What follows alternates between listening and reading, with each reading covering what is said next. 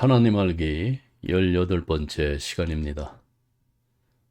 오늘 말씀은 하나님의 사랑에 대해서 우리가 알아보는 시간을 갖겠습니다.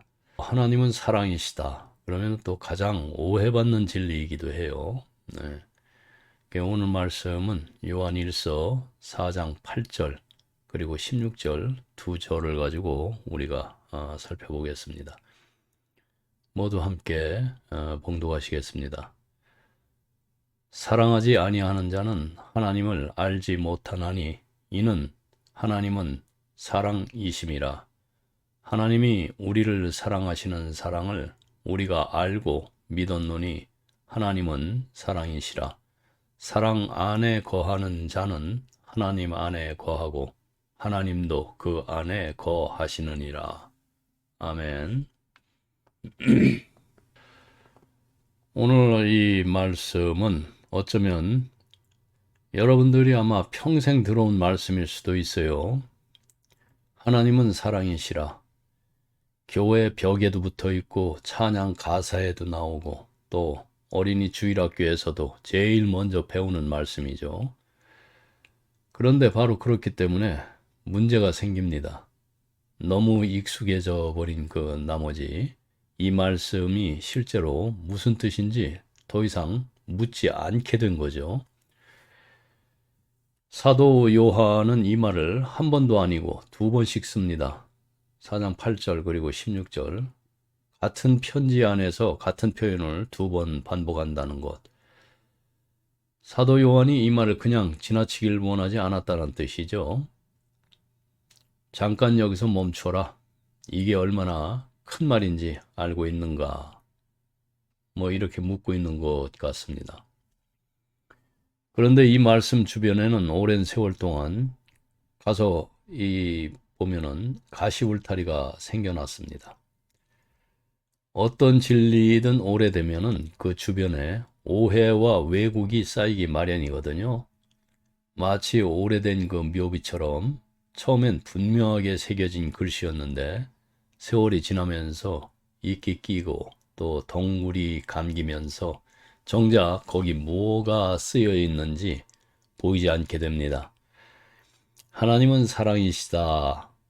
이 말씀이 딱 그런 상태가 됐어요, 오늘날. 이 말씀이 어떻게 오해받느냐고요? 대표적으로 이런 식입니다. 하나님이 사랑이시니까 뭘 해도 다 용서해 주시겠지. 하나님이 사랑이시니까 착하게 살면 괜찮지. 굳이 예수님이 필요할까? 하나님이 또 사랑이시니까 내가 원하는 걸 들어주셔야 해. 이게 다 가시울타리인데, 이 가시울타리, 이 덤불들을 쳐내야 보입니다. 이걸 걷어내지 않으면 우리는 하나님의 사랑이 아니라 우리가 스스로 만들어낸 사랑을 믿고 사는 거나 마찬가지예요. 그래서 이 정신적인 덤불을 쳐내는 작업이 쉽지는 않지만은 반드시 필요합니다. 하나님은 사랑이시다. 원어를 잠깐 보겠습니다. 헬라어로 보면은 호테오스, 아가페, 에스텐. 여기서 핵심은 이제 아가페인데 헬라어에는 그 사랑을 뜻하는 단어가 여러 개 있어요.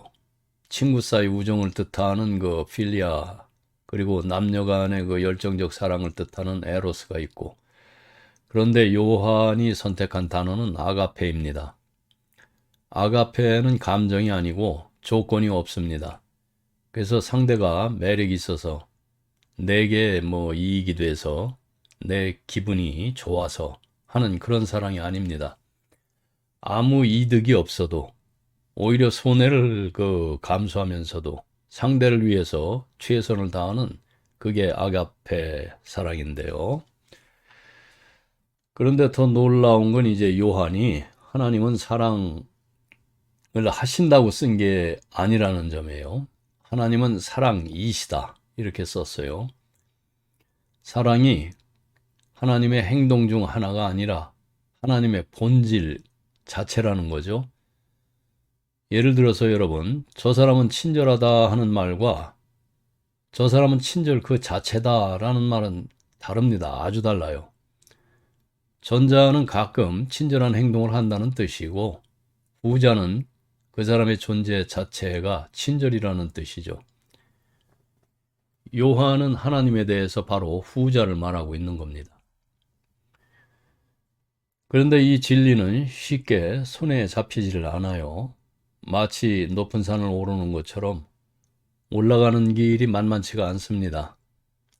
발도 아프고 숨도 차고 중간에 포기하고 싶어지죠. 하지만 정상에 서면 그 고생이 전혀 아깝지 않은 그 전경이 펼쳐집니다. 이 말씀도 그렇습니다.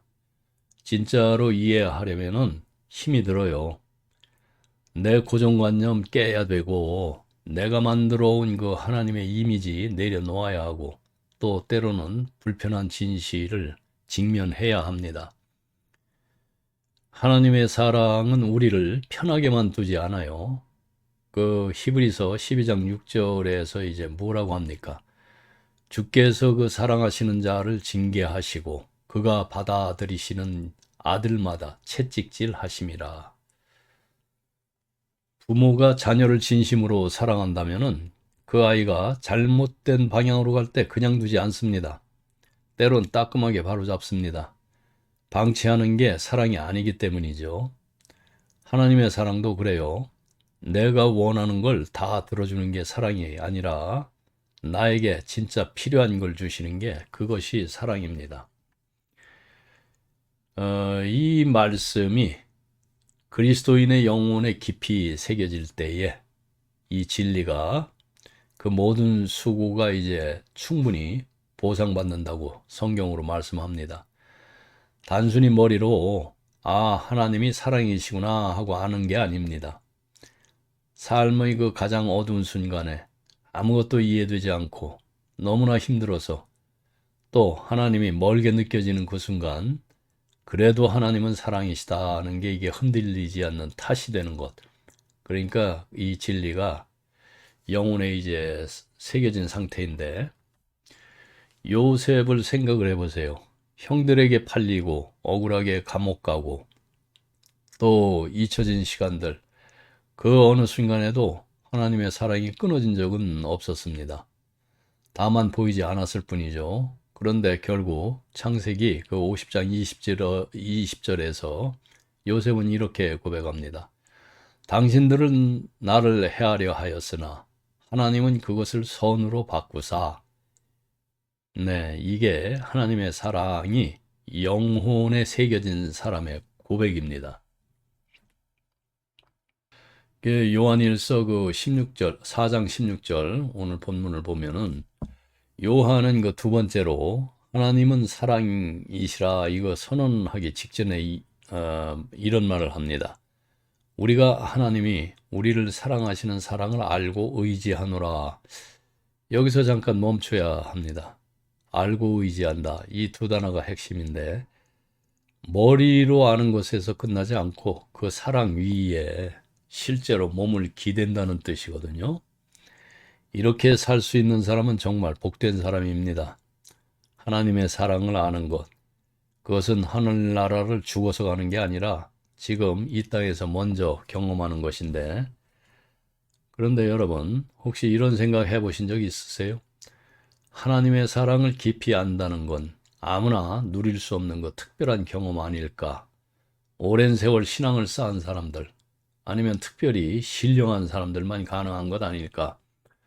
신약 성경은 그 생각을 정면으로 뒤집습니다. 하나님의 사랑을 아는 것은 몇몇 선택받은 사람들의 그 전유물이 아니라 평범한 그리스도인이라면 누구나 누려야 할 그 정상적인 삶의 일부입니다. 오히려 이것을 모르고 산다면은 그것이 영적으로 뭔가 균형을 잃은 상태라는 뜻이죠. 그래서 바울이 로마서 그 5장 5절에서 이렇게 말합니다. 우리에게 주신 성령으로 말미암아 하나님의 사랑이 우리 마음에 부은 바 되었으니 여기서 바울이 말하는 그 하나님의 사랑이 무엇인지 이걸 좀 정확하게 짚어야 합니다. 이것은 우리가 하나님을 향해서 갖는 사랑이 아니에요. 하나님께서 우리를 향해 가지신 사랑, 그 사랑을 우리가 성령을 통해서 실제로 감지하고 체험하게 된다는 뜻입니다. 더 놀라운 건 바울이 이 말을 쓴 그 맥락인데, 사도 바울은 로마 교인들을 직접 만난 적이 없었어요. 얼굴도 모르는 사람들이죠. 그럼에도 그 바울은 주저없이 이 고백이 그들에게도 당연히 해당된다고 전제하면서 편지를 씁니다. 이것은 하나님의 사랑을 아는 경험이 그 특정 인물이나 특정 그 공동체만의 것이 아니라 성령을 받은 모든 그리스도인에게 열려 있는 현실을 보여주는 거예요. 그래서 그 바울이 그 로마서 5장 5절에서 사용한 그 표현을 좀 깊이 들여다볼 필요가 있는데, 하나님의 사랑이 우리 마음에 부은 바 되었으니, 여기서 이제 붓다, 이 단어가 결정적인데, 헬라어로 그 에케퀴타이, 이 붓다란 뜻이거든요. 이 문자 그대로 쏟아냈다, 그러니까 흘러 넘치게 했다는 뜻이에요. 그래서 이 단어는 성경 다른 곳에서도 등장을 하는데, 그 사도행전 그 2장 17절 그리고 33절 그리고 10장 45절에서 그 오순절날 성령이 임하시는 장면을 묘사할 때 쓰입니다. 그래서 그 디도서 3장 6절에서도 성령을 우리에게 풍성히 부어주셨다고 이렇게 할 때 같은 단어가 사용이 돼요. 이 단어가 공통적으로 담고 있는 그 뉘앙스가 있습니다. 조금씩 떨어지는 것이 아니라 막힘없이 자유롭게 흐르는 것. 그러니까 넉넉한 양, 그 넘쳐 흐르는 것. 그게 이 단어의 그 우리가 느끼는 온도예요. 그러니까 바울이 말하는 것은 이렇습니다. 하나님의 사랑이 우리 마음에 스며드는 방식은 뭐 겨우 적셔주는 마치 그 이슬비 같은 게 아니라, 댐이 열리면서 물이 쏟아지듯이 하나님의 사랑이 우리 내면 깊은 곳까지 밀려 들어온다는 겁니다. 생각을 좀 해보세요. 비가 조금 내릴 때와 그 장대비가 쏟아질 때 완전히 다르죠. 조금 내리는 비는 뭐 웬만한 땅은 그냥 튕겨냅니다. 그런데 억수같이 쏟아지는 비는 메마른 땅도 결국 흠뻑 적시죠. 사도 바울이 말하는 그 하나님의 사랑의 경험은 이게 후자예요. 뒤에 것. 그래서 희미하게 하나님이 나를 사랑하시는 것 같기도 하고 뭐 아닌 것 같기도 하는 이런 막연한 인상이 아닙니다. 깊고 그 압도적이고 도저히 외면할 수 없는 내면의 충만함이죠. 우리가 종종 신앙생활을 하면서 하나님의 사랑을 머리로는 알지만 가슴이 차갑게 느껴질 때가 있죠. 설교도 듣고 성경도 읽지만은 아주 메마르고 아주 그러니까 공허한 느낌. 그건 하나님의 사랑에 대한 지식이 있는데 그 사랑이 쏟아지는 경험이 없기 때문일 수가 있어요. 그래서 사도 바울은 그 경험이 성령을 통해서 실제로 가능하다고, 아니 그것이 정상이라고 지금 말하고 있는 겁니다. 사도 바울이 사용한 그 동사에서 주목할 두 번째 포인트는 이제 시제인데, 헬라어 완료 시제는 영어나 그 한국어 완료 시제와 조금 다릅니다. 단순히 그 일이 과거에 끝났다는 뜻이 아니고, 헬라어 그 완료형은 과거에 일어난 일이 현재까지 그 결과로 지속되고 있다는 것을 이렇게 담고 있어요. 그러니까 사도 바울이 말하는 것은 이겁니다. 하나님의 사랑이 우리 마음에 쏟아진 것은 어느 한순간의 일회성 사건이 아니고, 그 사랑이 한 번 부어졌고 그 결과로 지금 계속해서 이 순간도 마음이 그 사랑으로 가득 찬 상태가 유지되고 있다는 그 뜻이에요. 그래서 이런 장면을 떠올려 보십시오. 오랫동안 가뭄이 들어서 바닥을 드러냈던 계곡이 있습니다. 그런데 어느 날 폭우가 쏟아지면서 그 계곡이 물로 가득 찼어요. 비가 그친 뒤에도 계곡은 여전히 물로 넘실댑니다. 사도 바울이 그리는 그림이 바로 이거예요. 하나님의 사랑이 한 번 부어진 마음은 그 사랑이 고여서 지금도 출렁이고 있다는 거죠. 이게 얼마나 실제적인 말인지 생각을 해 보셔야 돼요. 사도 바울은 하나님의 사랑을 어떤 뭐 특별한 날 아니면은 특별한 감정이 고조될 때, 그러니까 뭐 선물 받았다든지 뭐 명품을 받았다든지 뭐 어디 좋은 날이라고 좋은 곳을 구경을 시켜줬다든지 이런 것으로 느끼는 것으로 말하지 않아요. 기분이 좋은 날도, 삶이 무너지는 날도, 예배가 뜨겁게 느껴지는 날도, 기도가 천장에 막히는 것 같은 날도 그 사랑은 여전히 마음 안에 있다는 거예요. 그래서 감정의 파도에 따라서 왔다 갔다 하는 게 아니라 안정적으로 자리 잡은 그 실제라는 뜻입니다. 그리고 바울은 이것을 자기만의 그 특별한 간증으로 쓰지는 않습니다. 얼굴 한번 본 적 없는 그 로마 교인들에게 편지를 쓰면서 이것이 당신들에게도 당연히 그러할 것이라고 전제하면서 씁니다. 이 경험이 특별히 영적으로 탁월한 사람들의 이야기가 아니라 성령을 받은 모든 그리스도인의 정상적인 삶의 토대라는 것이에요. 하나님의 사랑을 그 강하고 변함없이 느끼면서 사는 것. 그것이 사도 바울이 그리는 그리스도인의 일상입니다. 그래서 그 위에 그 5장 5절에서 말하는 세 번째 핵심이 있는데, 하나님 사랑을 그 마음에 부어주시는 이 일이 성령의 그 정기적이고 그 보편적인 사역으로 묘사되고 있어요. 특별하게 그 선택된 몇 사람에게만 주어지는 그 예외적인 은혜가 아니라 성령을 받은 모든 사람, 곧 거듭난 모든 신자에게 성령께서 하시는 일상적인 일이라는 거예요. 근데 우리 솔직하게 오늘날 그 우리 한인들 교회 현실을 좀 돌아보죠. 우리는 성령의 그 사역 가운데 어느 부분에 가장 관심을 쏟고 있습니까? 보면은 그 병 고치는 거, 그리고 방언, 무슨 예언, 뭐 기적적인 그 표적들, 이런 것들이 그 성령 충만의 증거처럼 여겨지고, 또 집회 때마다 또 뭐 이상한 사람들이 와서 이런 현상들이 중심이 되는 경우가 많습니다. 물론 이런 은사들을 성경이 언급하는 것은 사실이에요. 하지만 사도 바울은 고린도전서 그 12장 28절에서 또 30절에서 분명하게 말합니다. 이런 은사들은 모든 그리스도인이 다 받는 것이 아니고 그것은 보편적인 사역이 아닙니다. 반면에 성령께서 하나님의 사랑을 우리 마음에 쏟아부어 그 평화 그리고 기쁨, 소망과 사랑을 채워주시는 일, 이거는 모든 신자에게 해당되는 성령의 아주 일반적이고 정상적인 사역입니다. 그런데 이상하게도 우리는 이 보편적이지 않은 것에는 아주 열광들을 해요.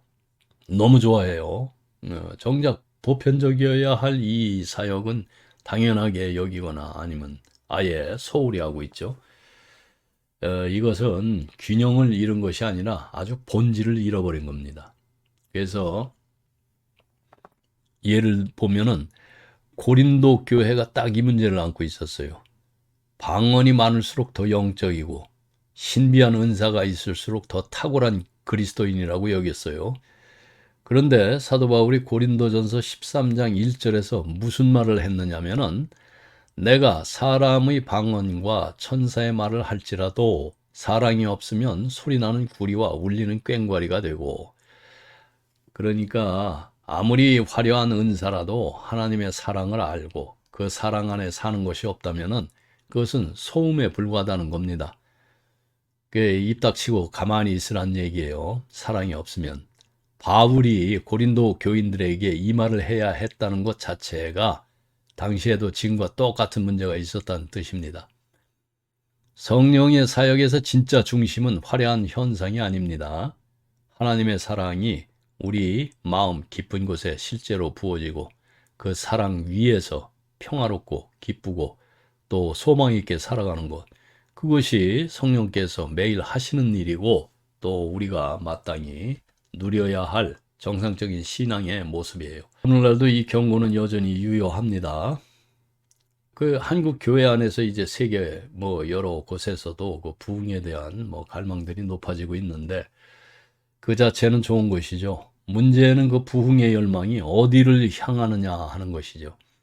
만약 부흥을 외쳐대면서 결국 고린도 교회가 그 빠졌던 그 함정, 곧 화려한 은사 그리고 신비한 현상을 쫓는 것으로만 귀결된다면은 그것은 부흥이 아니라 또 다른 형태의 그 영적 빈곤이죠. 그래서 부흥의 그 이름을 달고 있지만은 실제로는 막다른 골목으로 걸어 들어가는 것이고, 이보다 더 안타까운 일은 또 없죠. 그렇다면은 진짜 부흥은 그러니까 무엇을 향해야 하는 것인지, 그 바울이 에베소 그 교인들을 위해서 무릎을 꿇고 드린 기도가 그 답을 보여줘요. 그 에베소서 그 3장 14절 이하에서 이제 사도 바울이 이렇게 기도합니다. 그의 영광의 풍성함을 따라 그의 성령으로 말미암아 너희 속사람을 능력으로 강건하게 하시오며 믿음으로 말미암아 그리스도께서 너희 마음에 계시게 하시었고 그리스도의 사랑의 너비와 길이와 높이와 깊이가 어떠함을 깨달아 하나님의 모든 충만하신 것으로 너희에게 충만하게 하시기를 구하노라. 네, 아멘. 바울이 이 교인들을 위해서 구한 것이 무엇인지 보셨죠? 네, 더 많은 기적이 아닙니다. 더 강력한 집회가 아니고 눈물 찔찔 자른 그런 집회 말고 성령께서 속사람을 강건하게 하셔서 그리스도의 사랑이 얼마나 넓고 길고 높고 깊은지를 실제로 알아가는 것. 그것이 바울이 에베소 교인들에게 바랐던 최선이었어요. 여기서 이제 너비와 길이와 높이와 깊이라는 표현을 그냥 뭐 시적인 이렇게 수식어로 넘기면 안 돼요, 여러분. 이것은 하나님의 사랑이 어떤 방향으로도 끝이 없다는 뜻이에요. 내 죄가 아무리 깊어도 그보다 더 깊고 내 삶이 아무리 넓게 펼쳐져도 그 사랑이 다 덮고 또 내 과거가 아무리 길어도 그 사랑이 더 길고 내가 아무리 높은 곳에 있든 낮은 곳에 있든 그 사랑은 거기 있다는 겁니다. 그리고 바울은 이것이 머리로 이해되는 지식이 아니라 실제로 속사람이 경험하는 현실이 되기를 기도를 했어요.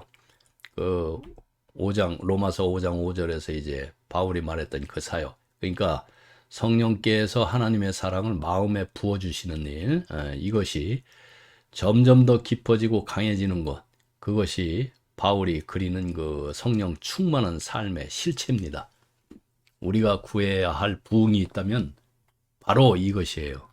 그래서 진짜 부흥이란 이제 무엇인가? 잃어버린 정상을 되찾는 것이에요. 그러면은 도대체 그 부흥이란 무엇인가? 이 질문에 대한 답을 분명히 해야 돼요. 부흥은 지금까지 한 번도 없었던 전혀 새로운 무언가가 하늘에서 떨어지는 것이 아닙니다. 부흥은 잃어버린 정상을 되찾는 것이에요. 그래서 신약 성경이 그리고 있는 그 그리스도인의 삶이 있습니다. 하나님의 사랑을 알고 그 위에 서서 평화와 기쁨과 소망으로 살아가는 삶, 그것이 정상이에요. 그런데 교회가 세월이 흐르면서 그 정상에서 멀어집니다. 예배는 형식이 되고 공동체는 활력을 잃고 하나님의 사랑은 교리문답의 그 한 항목으로만 남고 맥박이 약해진 교회, 숨은 쉬고 있지만 살아있다고 보기 어려운 교회. 네. 그래서 제가 교회 이름을 4대 교회라고 지은 거예요. 그래서 부흥은 바로 그런 교회에 하나님께서 찾아오셔서 신약 성경이 말하는 그 정상적인 삶을 비범한 방식으로 다시 회복시켜 주시는 사건입니다. 네. 그것이 그 부흥이 우리 이 4대 교회, 선교교회에서 일어나야 됩니다. 네. 일어나고 있죠, 지금. 네. 이렇게 생각을 해보십시오. 어떤 사람이 큰 병을 앓고 나서 회복됐습니다. 밥을 먹고 또 걷고 웃고 일상을 살아가죠. 이것이 기적인가요? 엄밀히 말하면 기적이 아닙니다. 원래 정상적인 사람이라면 당연히 해야 할 것들이죠. 그런데 그것을 잃었다가 되찾은 사람에게는 그 평범한 일상 하나하나가 감격입니다. 부흥이 그런 거예요. 신약 성경이 완전히 평범하다고 말하는 것들, 그러니까 하나님의 사랑을 아는 것, 성령 안에서 기뻐하는 것, 성질 내지 말고, 짜증 내지 말고, 그리스도 안에서 자유로운 것, 속박되지 말고, 이것을 잃었던 교회가 다시 그것을 누리게 될 때 그것이 부흥이에요. 그렇다면 우리가 뭐 머리수 늘리는 게 부흥 아니고, 뭐 좋죠. 머리수가 늘어나면 또. 예. 그렇다면 우리가 부흥을 사모한다면 그 갈망이 어떤 모습으로 나타나야 하는가? 방언을 받느냐 못 받느냐? 이것이 핵심이 아니에요. 방언을 하든 안 하든 그것은 내 신앙 깊이를 결정하지를 않아요. 진짜 부흥을 사모하는 사람의 갈망은 이렇게 표현이 됩니다. 성령님, 하나님의 사랑을 내 마음에 더 크고 깊게 부어주십시오. 이렇게 말해요. 왜냐하면 그 개인의 부흥은 언제나 여기서 이제 시작되기 때문인데, 내 죄가 얼마나 깊은지 영원히 직면하게 되고, 그럼에도 불구하고 하나님의 사랑이 그보다 더 깊다는 것을 성령께서 마음에 실제로 부어주실 때 바로 그 순간 개인의 부흥이 시작됩니다. 그리고 그런 사람들이 모인 교회에 부흥의 불이 붙으면은 그 불은 꺼지지 않고 지속돼요. 화려한 집회가 끝나도 또 특별한 강사가 떠나도 그 사랑이 마음에 새겨진 사람들은 계속 타오릅니다. 우리가 구해야 할 것은 더 많은 현상들이 아니고 더 깊은 사랑이에요. 이제 우리가 이 시간에 나누려는 것이 무엇인지 여러분들 이제 분명하게 해야 합니다. 우리 목표는 성령께서 모든 신자에게 부어주시는 그 사랑, 곧 하나님의 사랑이 실제로 무엇인지 그 본질을 드러내서 아는 것입니다. 그러기 위해서 우리는 다시 그 요한의 선언 앞에 서는데, 하나님은 사랑이시라. 요한이 말하는 것이 이제 단순히 하나님께서 우리에게 사랑스럽게 행동하신다는 것이 아니에요. 하나님께서 인류에게 보여주시는 그 사랑 자체가 하나님 자신의 그 내면 깊은 곳에서 흘러나오는 본성의 계시라는 겁니다. 예, 그래서 하나님이 사랑하시는 방식을 보면은 하나님이 어떤 분이신지가 이제 보이죠. 그리고 이제 이 사랑이라는 주제는 우리를 지금까지와는 이제 전혀 다른 깊이로 데려가게 됩니다. 하나님의 지혜를 묵상할 때 우리는 하나님께서 세상을 어떻게 다루시는지, 말하자면 그분의 그 손끝과 그 팔을 보죠. 그리고 하나님의 그 능력과 말씀을 생각할 때 우리는 그분이 어떻게 말씀하시고 또 행하시는지 그분의 입을 통해서 나오는 것들을 배웁니다. 그런데 이제 하나님의 사랑을 묵상하는 것은 차원이 다르죠. 우리는 지금 하나님의 그 손도 입도 아닌 그분의 마음을 들여다보려고 하고 있어요. 이것은 이제 거룩한 땅인데, 그저 보면은 모세가 호렙산에서 불타는 떨기나무 앞에 섰을 때 하나님께서 뭐라고 하셨어요? 내가 선 곳은 거룩한 땅이니 내 발에서 신을 벗으라. 그 출애굽기 3장 5절에서 내용이에요. 하나님의 사랑의 본질 앞에 그 서는 것이 그렇습니다. 함부로 가볍게 뭐 익숙한 태도로 거침없이 밟을 수 있는 자리가 아니에요. 경건함 없이는 이 땅을 제대로 밟을 수 없습니다. 지식보다 먼저 경외함이 필요하고 분석보다도 먼저 엎드림이 필요해요. 오늘 우리가 함께 나가려는 곳은 바로 이 지점입니다. 그래서 신발 벗고 마음을 낮추고 하나님의 마음 가장 깊은 곳을 향해서 이제 함께 걸어가 이렇게 들어가 보십시오. 이제 요한의 이 선언을 이제 제대로 읽기 위해서 반드시 짚고 넘어야 가야 할 것들이 있어요. 하나님은 사랑이시라. 네? 이것이 하나님에 대한 완전한 정의는 아니에요. 이 말 그 한 문장이 하나님의 모든 것을 설명해 준다고 생각하는 순간 우리는 이미 또 오해의 길로 들어서게 되는데, 그렇다면 이 말의 의미는 무엇인가? 이것은 성경 전체가 이제 하나님에 대해서 말하는 것들을 신자의 눈으로 바라봤을 때 도달하게 되는 이제 결론이자 요약입니다. 그게 성경의 모든 증거를 배경으로 깔고 있는 말이라는 뜻이에요. 그래서 그 배경을 걷어내고 이 문장만 들고 다니면 전혀 다른 말이 돼버려요. 그러니까 무슨 말이냐면 요한이 하나님은 사랑이시라고 이렇게 말할 때 그가 말하는 하나님이 어떤 분인지 생각해 보세요. 이 하나님은 말씀 한마디로 온 세상을 창조하신 분이고 인간의 죄악이 가득 찼을 때 홍수로 세상을 심판하신 분이고 또 아브라함 한 사람을 부르셔서 한 민족을 만드시고 또 구원의 역사를 시작하신 분이에요. 이스라엘이 하나님을 떠났을 때 정복과 포로와 유배라는 그 혹독한 징계를 통해서 그들을 다루신 분이고 또 때가 참에 독생자를 또 세상에 보내신 분이에요. 그리고 요한이 이 편지를 쓰기 직전에 그 하나님을 거부한 이스라엘을 버리시고 그 예루살렘이 로마에 의해서 무너지는 것을 허락하신 분이고 그 마지막 날에 온 세상을 의로 심판하실 분이에요. 그러니까 창조, 심판, 징계, 구원, 버리심, 그리고 마지막 심판, 이 모든 것을 행하신 바로 그 하나님을 가리켜서 요한은 말합니다. 이 하나님이 사랑이시라고. 이것이 얼마나 다른 말인지 느껴지세요? 우리가 흔히 하나님은 사랑이시라니까 하고 말할 때 머릿속에 그리는 하나님은 뭐든지 다 응석바지로 다 받아주시고 부드럽고 따뜻하기만 한 이미지. 그렇죠. 그런데 성경이 말하는 하나님은 홍수로 심판하시고 예루살렘을 멸하시고 마지막 날에 의로 심판하실 분이에요.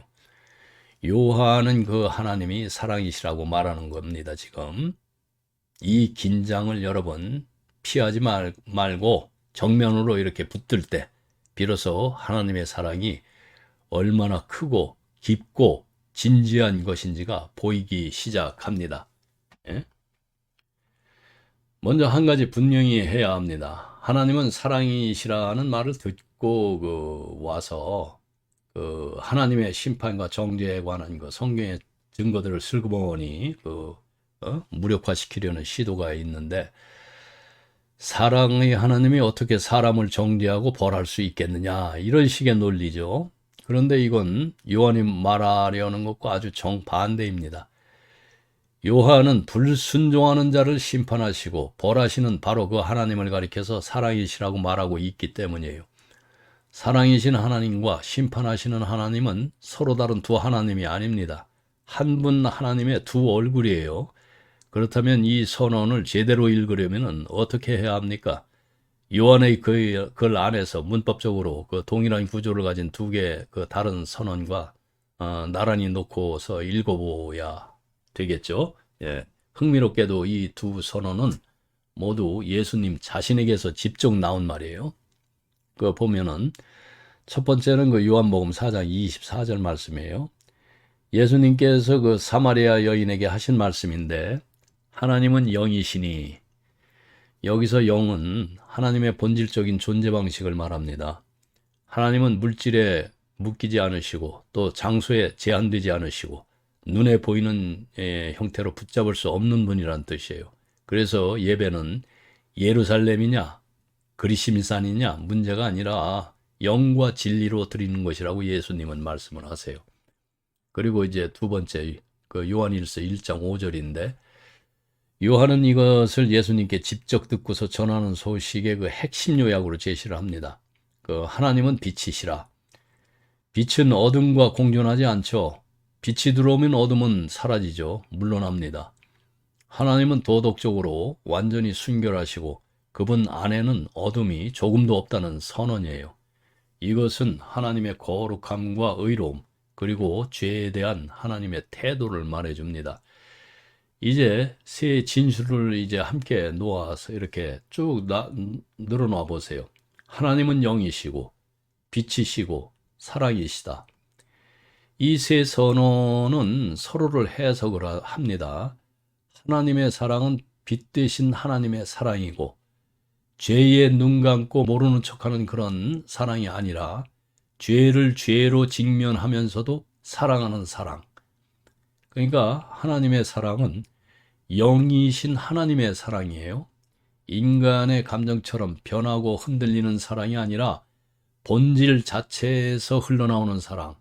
이 세 진술 중 하나만 떼어버리면은 하나님을 왜곡하게 됩니다. 셋을 함께 붙들 때 비로소 하나님이 어떤 분이신지 윤곽이 잡히게 돼요. 그래서 하나님은 영이시다. 이게 장소가 아니라 이제 마음의 문제. 예, 그러니까 사마리아 여인의 질문을 여러분들 기억을 하죠. 예, 요한복음 4장에서 그 여인은 예수님께 이렇게 묻습니다. 우리 조상들은 이 산에서 예배하였는데 당신들의 말은 예배할 곳이 예루살렘에 있다 하더이다. 이것은 단순한 어떤 신학적인 질문이 아니에요. 수백 년간 유대인과 그 사마리아인 사이에 쌓인 갈등의 핵심입니다. 어디서 예배해야 하나님께서 받으시는가? 그리심산이냐, 예루살렘이냐? 예수님의 대답은 그 질문 자체를 해체합니다. 하나님은 영이시니 이 말씀의 핵심은 하나님은 어느 한 장소에 묶여 계신 분이 아니라는 겁니다. 영은 육신과 대조되는 말이죠. 육신은 한 번에 한 곳에만 있을 수가 있어요. 지금 만약 여기에 오렌지 카운티에 있으면은 부산에는 없죠. 물질은 그렇게 제한됩니다. 그런데 하나님은 영이시기 때문에 그 제한이 없어요. 물질이 아니시고 육체가 아니시며 따라서 특정 장소에 묶이지 않으세요. 그리심산에도 계시고 예루살렘에도 계시고 지금 이 자리에도 계십니다.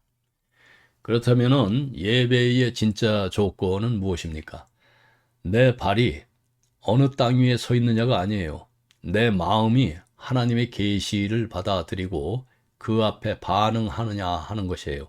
그래서 예수님은 말씀하십니다.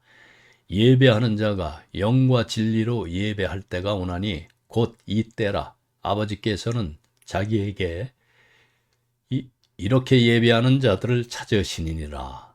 그 요한복음 4장 23절에서 이렇게 말씀하시죠. 여기서 이제 잠깐 그 성공회 그 39개 신조 중에 첫 번째 조항이 이 진리를 아주 흥미로운 방식으로 표현을 합니다. 하나님은 몸도 지체도 감정도 없으시다고 선언합니다. 처음 들으면 좀 낯설게 들리죠. 뭔가를 좀 다 빼놓은 것 같은 느낌이라고 그럴까? 그런데 이 부정의 언어들이 말하려는 것은 매우 긍정적인 무언가입니다. 하나님은 인간처럼 몸의 제약을 받지 않으시고 신체 기관에 의존하지 않으시고 또 인간의 감정처럼 외부 자극에 의해서 흔들리거나 변하지 않으신다는 것. 하나님은 그 무엇에도 제한되거나 조건 지어지지 않는 완전히 자유로운 존재시라는 그런 선언이죠. 이것이 왜 중요하냐면은 하나님의 사랑을 이해하는데 직결되기 때문입니다. 하나님의 사랑은 인간의 그 감정적 사랑처럼 기분 따라서 올랐다 내려갔다 하지 않아요. 어제는 뜨거웠다가 오늘은 식어버리는 그런 사랑이 아닙니다. 영이신 하나님에게서 나오는 사랑은 그 본질 자체에서 흘러나오는 것이기 때문에 흔들리지 않고 변하지 않으며 조건에 묶이지 않으세요. 그래서 하나님은 부분이 없으시고 열정에 휘둘리지 않으신다는 말이에요. 그러니까 완전한 통합과 그 자발적 사랑이란 말이에요. 이게 하나님께 몸이 없으시다는 것은 단순히 눈에 보이지 않는다는 말이 아니고 그것은 하나님께서 공간의 제약을 전혀 받지 않으신다는 뜻입니다. 우리는 여기 있으면 저기 없고 또 저기 가면 여기 떠나고 그런데 하나님은 어디에나 동시에 완전하게 계시죠? 시편 그 139편에서 다윗이 고백하듯이 하늘에 올라가도 거기 계시고 음부에 내 자리를 펼쳐도 거기 계시고 피할 수 없는 분. 그러니까 어디서든 온전히 만날 수 있는 분이에요. 그런데 여기서 좀 더 깊이 들어가야 할 것이 있습니다. 하나님께는 부분이 없으세요. 이제 이게 무슨 말이냐면 우리 인간은 분열되어 있어요. 머리로는 옳다고 알면서 마음은 다른 곳을 향하죠. 의지는 또 따로 놉니다. 지식과 감정과 의지가 따로따로 움직여요. 그런데 하나님 안에서는 그분의 인격과 능력과 모든 속성이 완벽하게 하나로 통합되어 있어요. 하나님의 사랑은 그분의 그 거룩함, 그것과 분리되지 않고 그분의 공의는 그분의 자비와 충돌하지가 않습니다. 모든 것이 하나예요. 그래서 야고보서 1장 17절이 말하는 것이 이것이에요. 바로 온갖 좋은 은사와 온전한 선물이 다 위로부터 빛들의 아버지께로부터 내려오나니 그는 변함도 없으시고 회전하는 그림자도 없으시니라. 예, 빛들의 아버지. 예, 해와 달, 별은 움직이면서 그림자를 만들어냅니다. 아침과 저녁이 다르고 계절마다 달라지죠. 그런데 하나님은 그런 변화가 없으세요. 어제의 하나님이 오늘의 그대로이시고 오늘의 하나님이 내일도 그대로이세요. 시간의 흐름이 하나님을 변화시키지 못합니다. 그런데 여기서 한 가지 오해를 반드시 풀어야 하는데, 하나님께 열정이 없으시다는 말을 들으면 혹시 하나님이 차갑고 무감각한 분처럼 느껴지죠. 마치 아무런 감정도 없고 세상을 그냥 내려다보는 분처럼. 그렇지 않습니다. 하나님 안에도 그 인간의 감정과 대응하는 것들이 있어요. 하나님께서 기뻐하시고 사랑하시고 진노하시는 것은 실제입니다. 다만 결정적인 차이가 있는데, 우리 인간의 감정은 상당 부분이 이렇게 수동적이죠. 우리는 두렵고 싶지 않은데 두려워지고, 또 슬프고 싶지 않은데 슬퍼져요. 외롭지 않은데 외로워지고. 근데 외부 상황이 우리를 그렇게 만들어 버려요. 우리는 우리 감정의 그 온전한 주인이 아닙니다. 그런데 하나님의 사랑, 그 하나님의 진노, 하나님의 기쁨은 외부 상황에 의해서 유발되거나 제한되는 것이 아닙니다. 그것은 하나님께서 의도적으로 자발적으로 선택하시는 것이에요. 이것이 하나님의 사랑을 이해하는데 얼마나 중요한지 몰라요. 여러분 잘 들으세요. 하나님이 우리를 사랑하시는 것은 우리가 사랑스러워서 그 감정이 촉발된 것이 아닙니다. 하나님께서 우리를 사랑하시기로 선택하신 거예요. 그래서 그 로마서 5장 8절이 말하죠. 우리가 아직 죄인 되었을 때에 그리스도께서 우리를 위하여 죽으심으로 하나님께서 우리에 대한 자기의 사랑을 확증하셨느니라. 우리가 매력적이어서가 아니고 우리가 자격이 있어서가 아니고 하나님께서 그렇게 하기로 작정하셨기 때문이에요. 그 사랑은 우리의 상태에 따라서 오르락내리락 하지 않습니다. 하나님의 본질에서 흘러나오는 그 의도적이고 자발적이며 변함없는 사랑입니다. 그래서 이 하나님의 그 사랑은 강하고 변하지 않고 또 끊어지지 않죠. 인간의 사랑이 어떤지 한번 생각을 해보세요. 아무리 깊이 사랑하는 사람도 언젠가는 변해요. 처음에는 뭐 전부를 줄 것처럼 뜨거웠다가 뭐 세월이 지나면서 식어가죠. 혹은 아무리 원해도 이루어지지 않는 사랑 앞에서 또 무력해집니다. 인간의 사랑에는 언제나 한계가 있고 조건이 있고 또 유효 기간이 있어요. 예, 그래서 하나님의 사랑은 그런 종류가 아닙니다. 하나님의 사랑은 인간의 감정처럼 일시적으로 타올랐다가 꺼지는 것이 아니고, 이루어지지 않을까 봐서 뭐 발 동동 구르는 그런 무력한 갈망도 아니고, 하나님의 온 존재가 자비와 은혜의 태도로 자발적으로 결정하고 선택하는 것이에요. 그 결정은 외부 상황에 의해서 흔들리지 않고 우리가 어떤 상태에 있든 간에 세상이 어떻게 돌아가든 하나님의 사랑은 그 결정을 철회하지 않습니다. 아가서 8장 6절을 한번 잠깐 보겠습니다. 사랑은 죽음같이 강하고 죽음은 막을 수가 없죠. 아무리 부유해도 아무리 권력이 있어도 뭐 죽음 앞에서는 다 무력하죠. 하나님의 사랑이 그만큼 강하다는 겁니다. 그리고 이어지는 7절은 또 말합니다. 많은 물도 이 사랑을 끄지 못하였고 홍수라도 삼키지 못하나니. 물은 불을 끄죠. 아무리 활활 타오르는 불도 충분한 물 앞에서는 꺼집니다. 그런데 하나님의 사랑은 홍수가 덮쳐도 꺼지지 않습니다. 인생의 어떤 파도도 어떤 재앙도 어떤 절망도 그 사랑을 소멸시키지 못합니다. 그래서 사도 바울이 로마서 8장 35절에서 39절 이렇게 외칩니다. 누가 우리를 그리스도의 사랑에서 끊으리요? 환난이나 곤고냐, 박해나 기근이나 적신이나 위험이나 칼이랴. 내가 확신하노니 사망이나 생명이나 천사들이나 권세자들이나 현재일이나 장래일이나 능력이나 높음이나 깊음이나 다른 어떤 피조물이라도 우리를 우리 주 그리스도 예수 안에 있는 하나님의 사랑에서 끊을 수 없으리라. 사도 바울은 이제 목록을 만들어가면서 하나씩 따져봅니다. 죽음도 안 되고 삶도 안 됩니다. 천사도 마귀도 현재도 미래도 높은 곳도 깊은 곳도 그 무엇도 안 된다. 하나님의 사랑 안에 한 번 들어온 사람을 그 사랑 밖으로 끌어낼 수 있는 것은 이 우주 어디에도 없다. 네, 이것이 우리에게 무슨 의미죠? 오늘 삶이 무너지는 것 같고 기도가 응답되지 않는 것 같고 하나님이 침묵하시는 것 같은 그 순간에도 하나님의 사랑은 철회되지를 않습니다. 그 사랑은 변덕스럽게 왔다가 가는 것이 아니라 영이신 전능하신 하나님의 본질에서 흘러나오는 것이기 때문에 우리의 상태와 무관하게 여전히 거기에 있어요.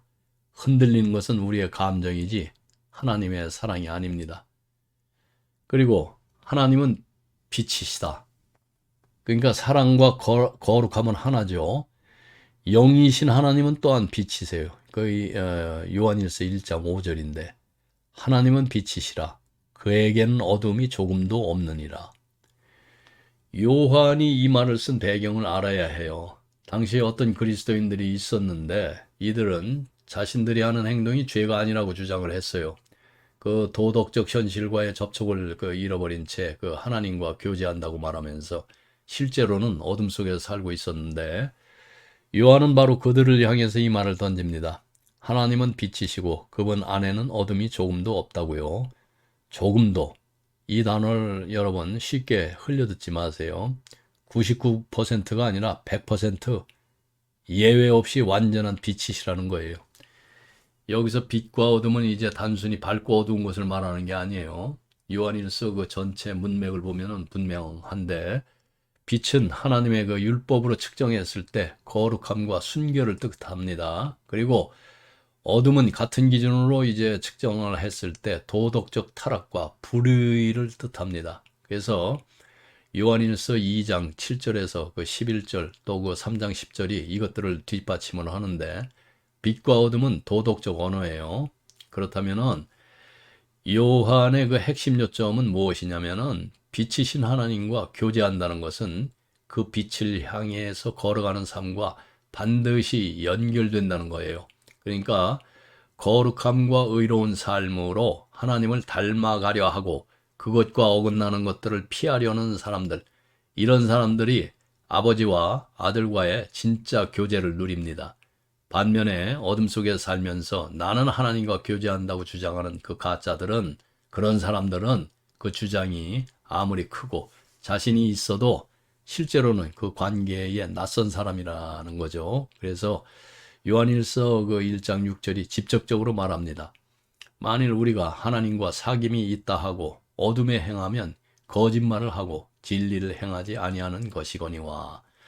이것이 하나님은 사랑이시다라는 말씀을 이해하는데 중요합니다.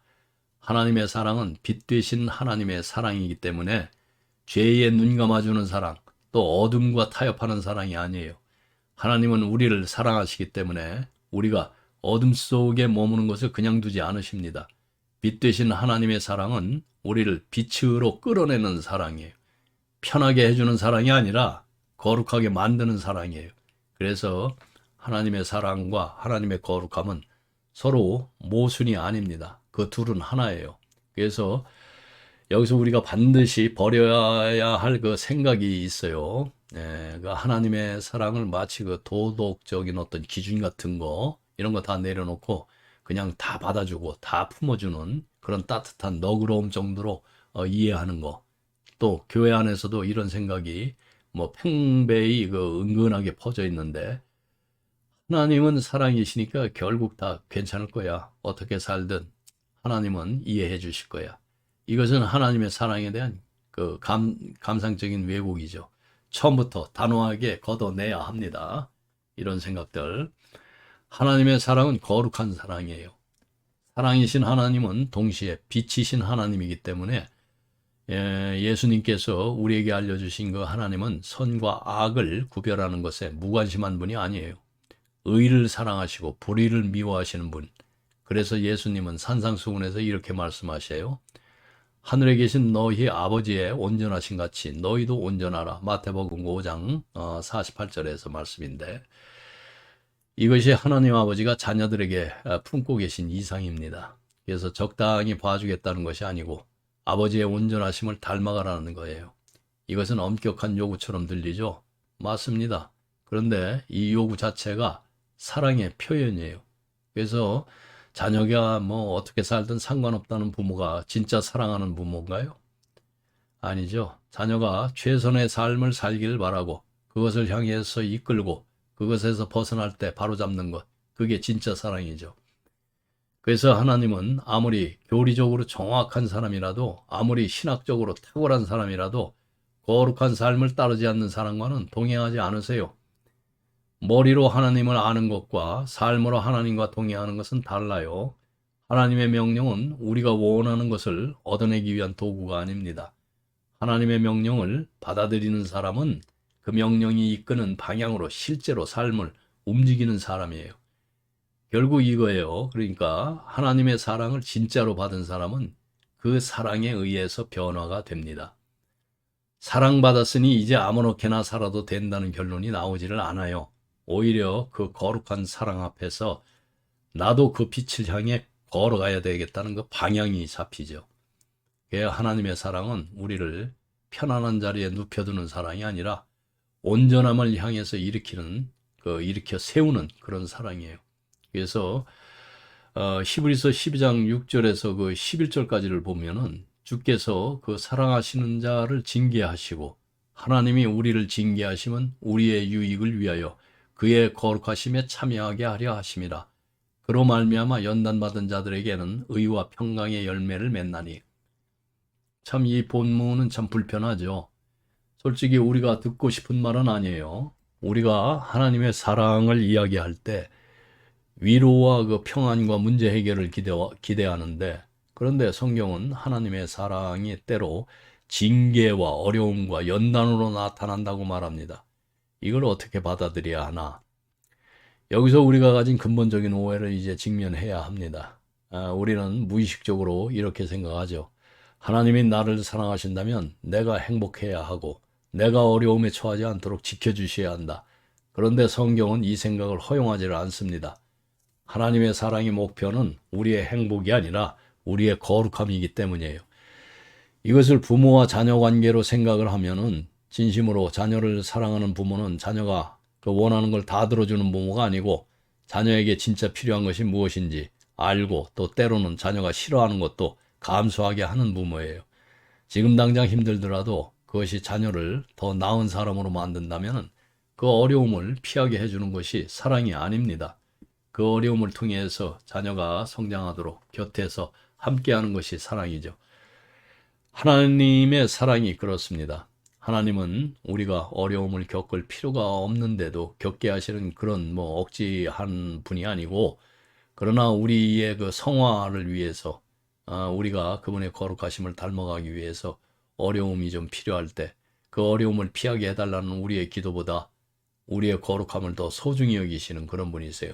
그것이 이제 엄격하게 느껴집니까? 그래요. 하나님의 사랑은 엄격합니다.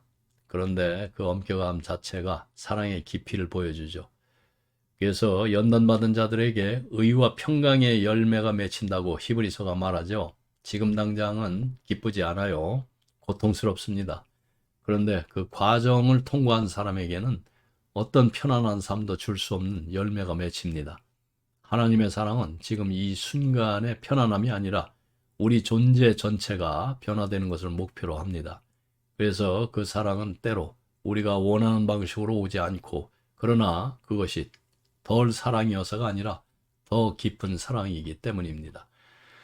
이제 그 두 번째 그 균형 잡힌 관점으로 좀 넘어가는데요. 네, 좀 길어지더라도 여러 번 좀 참고 확실하게 익혀놓으세요. 하나님은 빛이시라는 말이 이제 하나님의 거룩함이 그분의 말씀과 그 행하심 전체에서 표현된다는 뜻이듯이 하나님은 사랑이시다라는 말도 마찬가지예요. 하나님의 사랑은 그 추상적 개념이 아니고 그분이 말씀하시는 방식, 그분이 행하시는 방식 전체를 통해서 실제로 표현되는 사랑이죠. 이제 여기서 한 걸음 더 들어가야 돼요. 이것이 단지 이제 인류 전체를 향한 일반적인 사랑의 이야기가 아니라 나 개인에게도 해당되는 진리라는 것이기 때문이에요. 이것을 아는 것이 그리스도인에게 최고의 위로입니다. 그 갈라디아서 2장 20절에서 바울은 이렇게 고백해요. 나를 사랑하사 나를 위하여 자기 자신을 버리신 하나님의 아들을 믿는 믿음 안에서 사는 것이라. 바울은 우리를 사랑하사라고 쓰지 않습니다. 나를 사랑하사라고 씁니다. 군중 속의 한 명이 아니라 나 한 사람을 향한 사랑이라는 거예요. 십자가는 인류를 향한 그 포괄적인 선의의 표시가 아니에요. 하나님의 아들이 나 개인을 위해서 자기 자신을 내어주신 사건입니다. 이것이 그리스도인이 십자가 앞에서 발견하는 확신입니다. 나는 하나님의 사랑받는 자라는 것. 이 확신이 자리 잡으면은 그 로마서 그 8장 28절이 전혀 다르게 읽혀질 거예요. 한번 볼까요? 우리가 알거니와 하나님을 사랑하는 자, 곧 그의 뜻대로 부르심을 입은 자들에게는 모든 것이 합력하여 선을 이루느니라.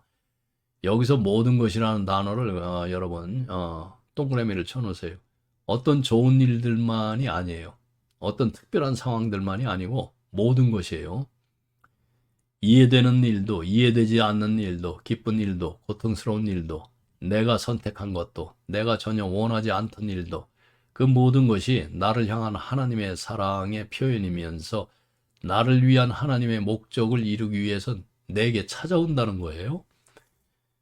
이게 실제로 무슨 의미인지 생각을 해보세요. 지금 내 삶에서 가장 힘들고 고통스러운 그 상황, 그것도 하나님의 사랑에서 나를 끊어낸 것이 아니라 오히려 그 사랑 안에서 나에게 온 것이라는 것. 하나님이 실수하신 것도 아니고 또 잠시 눈을 돌린 것도 아닌데 나를 사랑하시는 하나님께서 나를 위한 목적을 가지고 그것을 내 삶에 허락하신 것. 내 이 믿음이 우리를 세상이 줄 수 없는 평안 위에 이제 서게 합니다. 그러므로 이제 우리에게 있어서 하나님은 단순히 세상을 향해서 일반적인 그 사랑이신 분이 아니고 나를 향해서 오늘 이 순간에도 사랑이신 분이에요. 거룩하고 전능하신 그 사랑이 내 매일의 삶 한가운데서 실제로 움직이고 있습니다. 물론 우리는 모든 것을 알지는 못해요. 왜 이 일이 지금 이렇게 일어나는지, 하나님께서 이 순간 무엇을 하고 계신지, 이 고통이 어디로 이어지는지 보이지 않을 때가 훨씬 많죠. 욥이 그랬어요. 욥은 자신에게 일어난 일의 이유를 전혀 알지 못했고 그 이야기의 그 1장과 2장에서 그 여러 이제 독자는 하늘에서 무슨 일이 있었는지 알지만은 정작 욥은 아무것도 몰랐죠. 그러나 욥기의 마지막에서 하나님은 욥에게 무슨 일이 왜 일어났는지 설명해 주지 않으세요. 다만 욥은 하나님을 만납니다. 그리고 그것으로 충분해요. 우리도 그렇습니다. 이유를 다 알 수 없어도 우리는 한 가지를 압니다. 그 모든 일 안에, 그 모든 일 뒤에 사랑이 있다는 것. 거룩하고 전능하신 하나님의 사랑이 그 모든 것을 붙들고 있다는 것. 이것이 우리가 인간적으로 보기에 일이 완전히 잘못된 것처럼 보이는 순간에도 기뻐할 수 있는 근거입니다. 감정이 기쁜 게 아니에요. 상황이 좋다는 그 의미가 아닙니다. 이 사랑을 아는 사람은 흔들리는 상황 속에서도 흔들리지 않는 무언가 위에 서 있다는 것이에요. 그 빌립보서 4장 7절이 말하는 모든 지각에 뛰어난 하나님의 평강이 바로 이것입니다. 이해해서 얻는 평강이 아니고 이해를 넘어서 주어지는 평강. 설명이 없어도 사랑이 있다는 것을 알기 때문에 누리는 평강. 그래서 우리 삶의 진짜 이야기는 뭐 책으로 비유하면은 지금 당장 눈에 보이는 뭐 챕터만으로는 판단할 수가 없어요. 끝까지 읽어야죠. 그래서 마지막 페이지 덮을 때 처음부터 끝까지 그 한 줄기 사랑이 그 모든 이야기를 관통하고 있었다는 것이 드러날 것입니다. 지금은 그것이 보이지 않는 그 챕터, 우리가 그 속에서 살고 있을 뿐인데 그 사랑을 알고 그 사랑을 신뢰하는 것, 그것이 그리스도인이 이 땅을 걸어가는 방식입니다. 그래서 여러분, 오늘은 여기까지 하겠습니다. 네, 좀 길어졌습니다. 모두 함께 기도하시겠습니다. 하나님 아버지, 오늘 우리가 아버지의 사랑 앞에 섰습니다. 너무 익숙해서 그 깊이를 잊고 살았던 이 진리, 아버지는 사랑이시라는 것을 오늘 다시 마음에 새깁니다. 성령님, 이 사랑을 우리 각자의 마음에 넘치도록 부어주십시오. 이해되지 않는 날에도 이 사랑이 우리의 탓이 되게 하여 주시옵소서. 예수님 이름으로 기도합니다. 아멘.